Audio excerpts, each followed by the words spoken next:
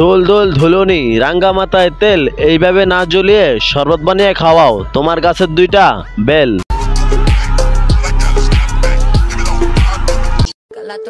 রেখে দিতে নয়, খেয়ে দিতে শিখো, না হলে পরে আফসোস করবা।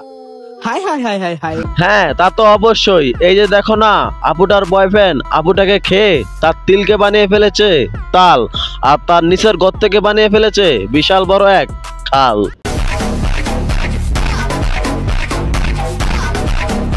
ধান ও পাইকা যাইতাছে, সিরাজগঞ্জের কামলারা কবে আসবো?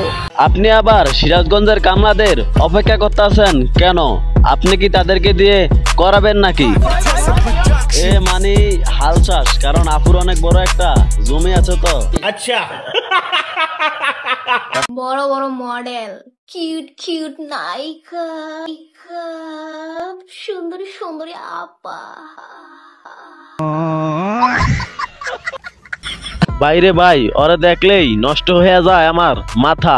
আর ওই ভিডিও শেষে যে আওয়াজটা দেয় না, ওইটা শুনলেই মনে হয় প্রতি রাত্রেই খায় 12 বেড়ার ধাক্কা। কি জানো তোমাদের নেতা বিদেশে? হ্যাঁ আমি মেনে নিচ্ছি, নেতারা থাকে বিদেশে, আর তোরা যারা ঠাপ দেয় তারা তো থাকে দেশে। প্রতি রাতে 10 বেড়ার ঠাপকে সকালে টিকটকে আইসা বলস নেতা থাকে বিদেশে।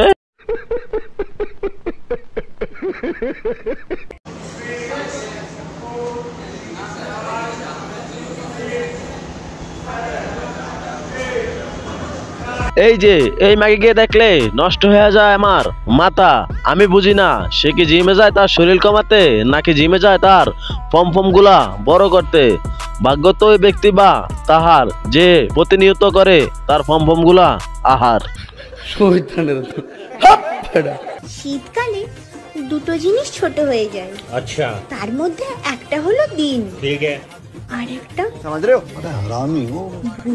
হ্যাঁ আমি মেনে নিছি, শীতকাল আসলে দুইটা জিনিস ছোট হয়, একটা হলো দিন, আর যেটা তোমরা হাতে ইশারা করছো ওইটা কোনোদিনই ছোট হয় না।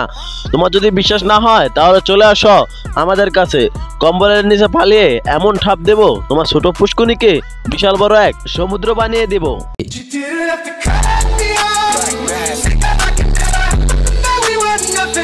যারা আগে বেলুন ফুলিয়ে খেলতো তারাই এখন বেলুন লাগিয়ে খেলে।